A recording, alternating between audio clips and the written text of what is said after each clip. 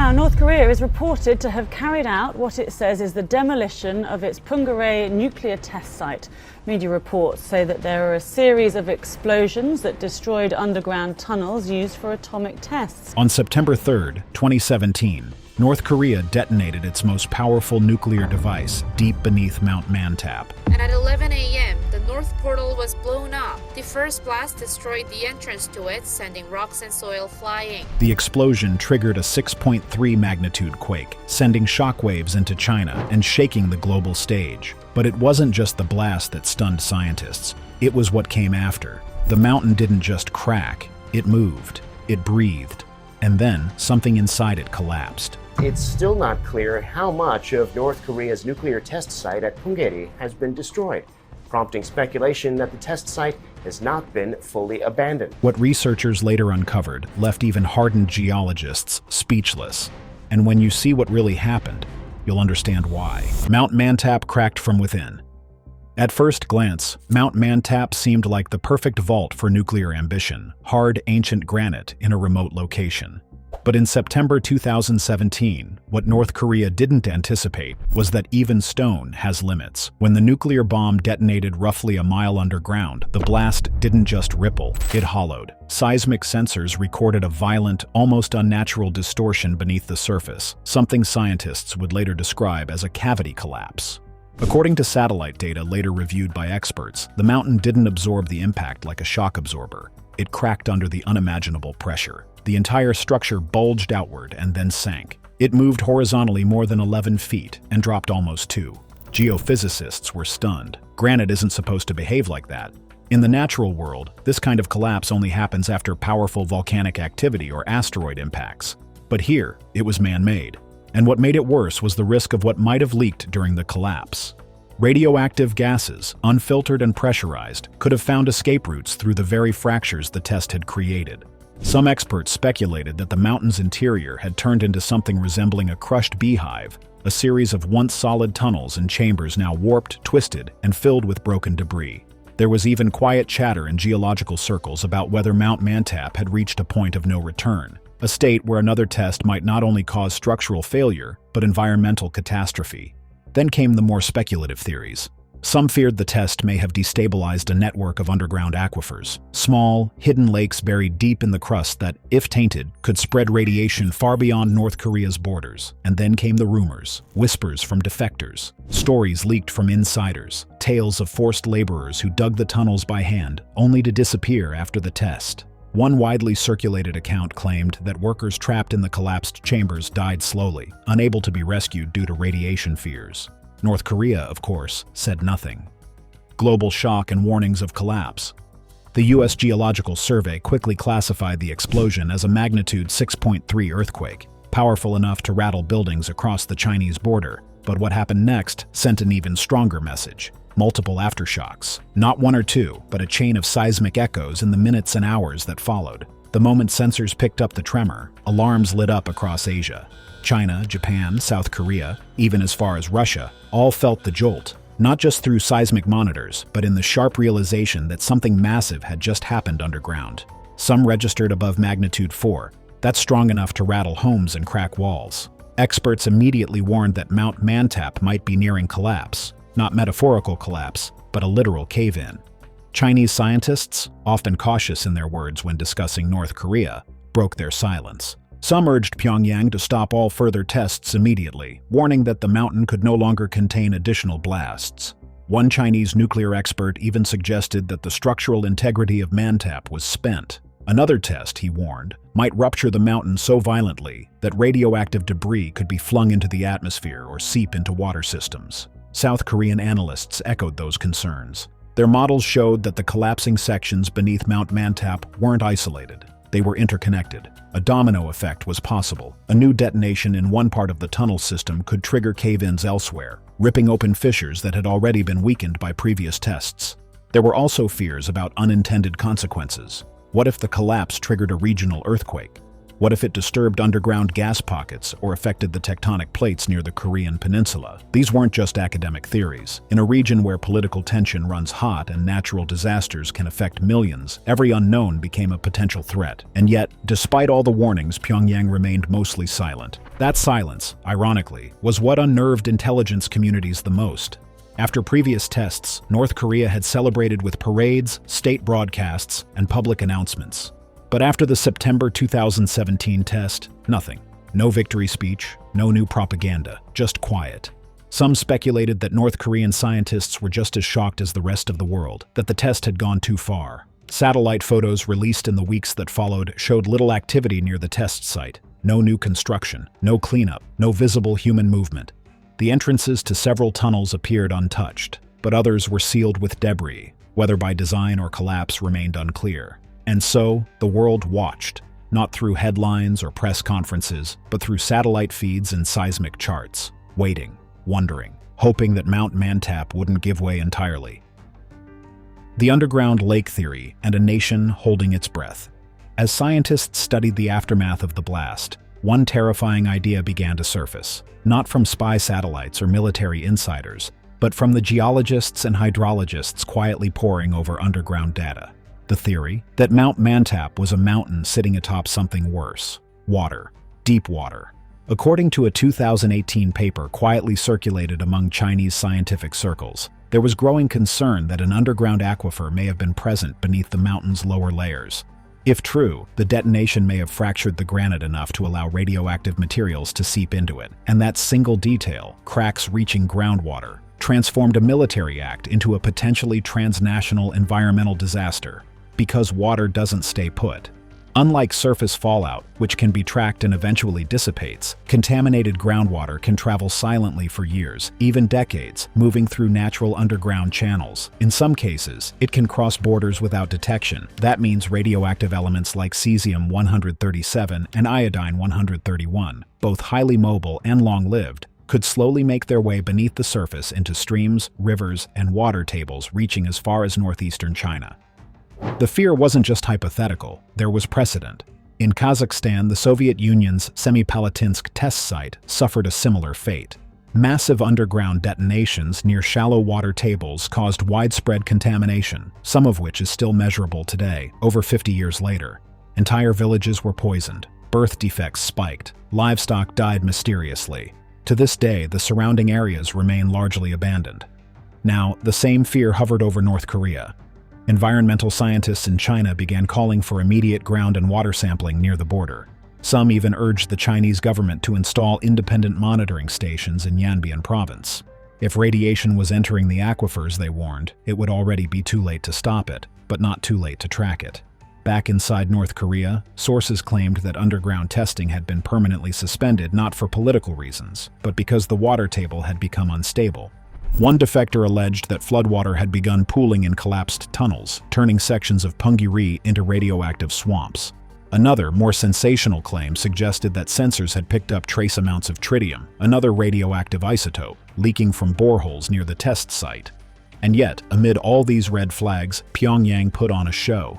In May 2018, North Korea held a ceremonial demolition of the test site. International journalists were invited to witness tunnel entrances being blown up with timed charges. But geologists weren't fooled. There were no independent verifications, no access to internal chambers, no groundwater testing.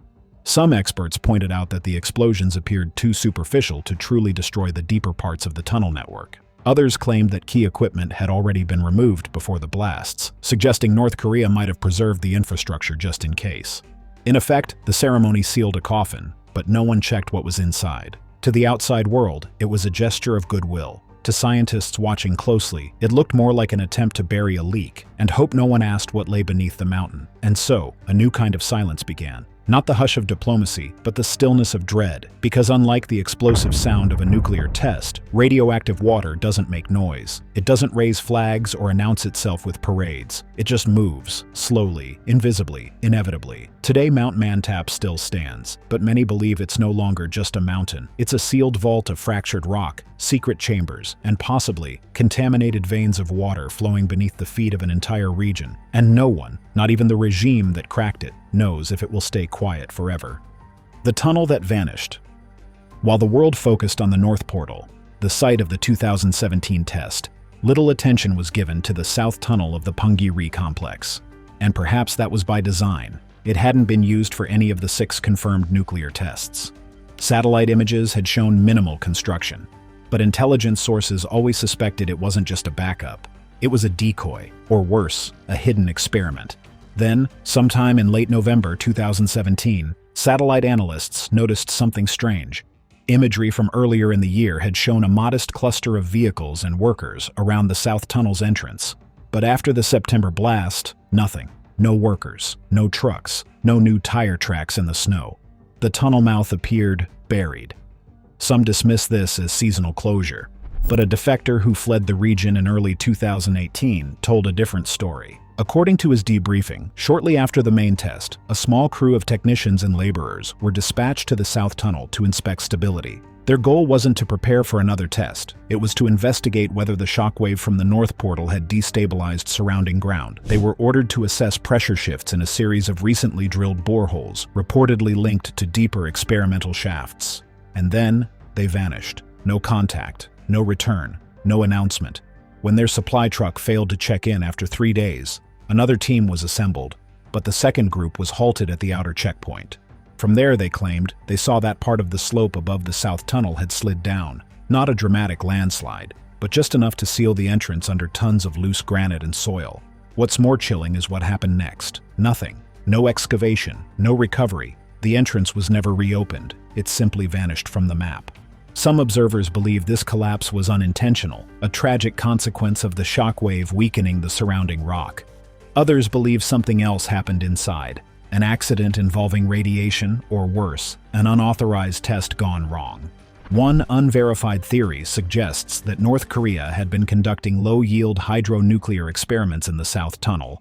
These are tests that don't produce a full nuclear explosion, but are designed to study fission behavior in confined systems. They're notoriously difficult to detect, and even harder to verify under international treaties. If one such experiment had gone wrong, resulting in contamination or fire, it would explain the urgency to seal the tunnel and erase all signs. Adding fuel to this theory, later satellite images showed unusual heat signatures near the South Portal weeks after the collapse, suggesting either underground fire, thermal venting, or internal chemical reaction.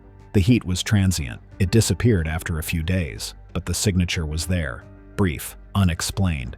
To this day, the South Tunnel has never been acknowledged by North Korea. Not during the 2018 demolition ceremony, where only the north, east, and west portals were shown. The south was left out entirely. No explanation given, no footage, just a suspicious absence. It's the kind of omission that says more than any press release ever could. But more than the secrecy of tunnels, the real concern is what North Korea has already achieved, and what it might be hiding. Intelligence assessments suggest the country possesses enough fissile material for dozens of warheads, some estimates placing the figure between 30 and 60.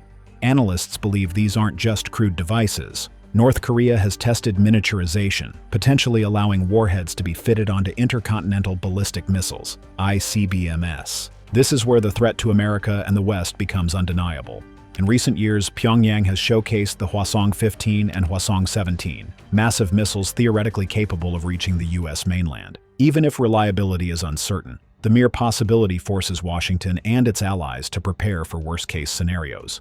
Beyond long-range missiles, North Korea has demonstrated advances in solid fuel technology, which makes launches faster and harder to detect. It has also hinted at tactical nuclear weapons, smaller devices designed for use on the battlefield against South Korea or U.S. bases in the Pacific. And while sanctions have slowed development, they haven't stopped it. Each test, each satellite image, each defector's story builds a picture of a regime that is determined to hold on to nuclear weapons as its ultimate survival guarantee. For America, the calculus is clear. Even a handful of operational ICBMs tipped with nuclear warheads changes the balance of power. For the West, especially U.S. allies like Japan and South Korea, the threat is immediate. A miscalculation, an accident, or an intentional show of force could trigger a regional conflict with global consequences. The hidden history of underground damage. What happened beneath Mount Mantap wasn't an isolated incident, and North Korea wasn't the first to learn this the hard way. Back in the mid-1980s, deep in Nevada, the United States carried out a series of underground nuclear detonations at the Nevada Test Site, NTS. The location, chosen for its perceived geological stability, eventually revealed a terrifying vulnerability.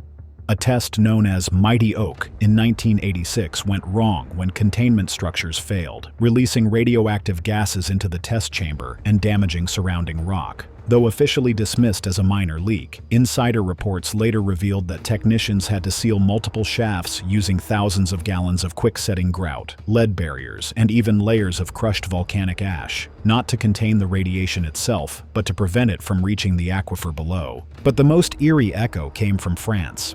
On the remote atoll of Fangataufa, the French government conducted underground nuclear tests throughout the 1970s and 80s. What began as a move toward cleaner testing away from atmospheric fallout slowly turned into a decades-long geological horror story. In 1979, an underground detonation called Rigel caused a massive cavity collapse, followed by a ground uplift that cracked the surface of the island. French scientists at the time feared the blast had disturbed subterranean water channels, and there were quiet orders to halt further tests in that specific shaft.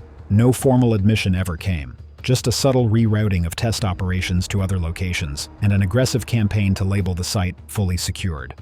Later analysis revealed long-term radioisotope migration through the island's porous coral base. Years later, researchers quietly confirmed low-level radioactive leakage into the lagoon.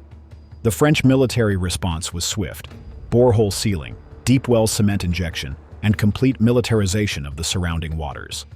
Fangataufa was declared off-limits indefinitely. No one was allowed to speak about it, and the world moved on.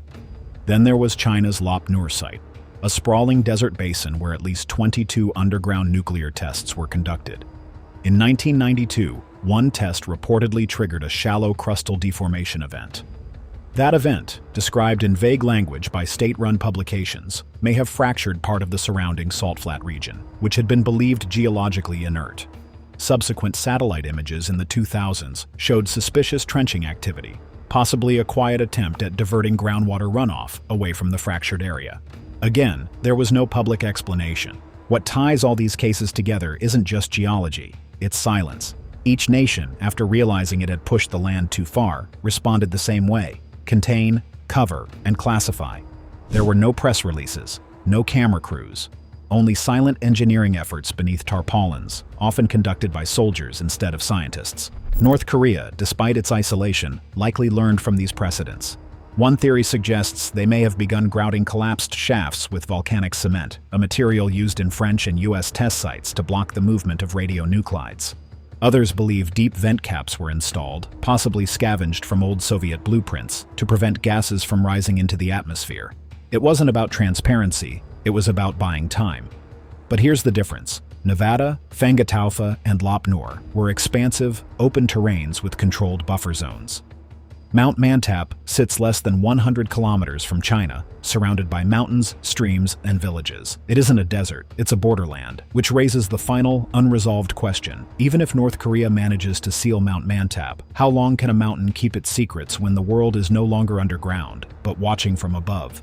Subscribe for more hidden truths the world isn't ready to talk about, and let us know in the comments. Do you think Mount Mantap was the final warning, or just the beginning?